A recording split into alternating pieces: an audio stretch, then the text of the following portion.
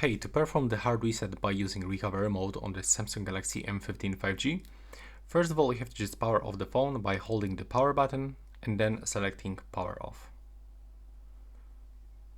Now just wait until your smartphone will be turned off and use the two buttons combination.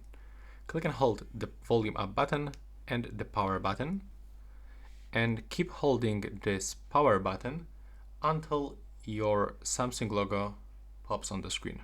So now just release and only keep holding the volume up. And now when we are in this recovery mode, we have to navigate with the volume buttons. So scroll with the volume button until you select option wipe data factory reset. Then click on the power button, scroll to the factory data reset and click on the power button one more time.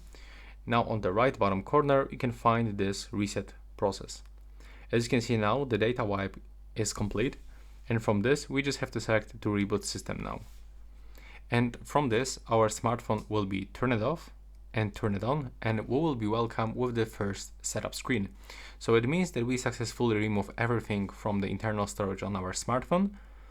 And that's basically it. So that's how it looks. Right now, please subscribe.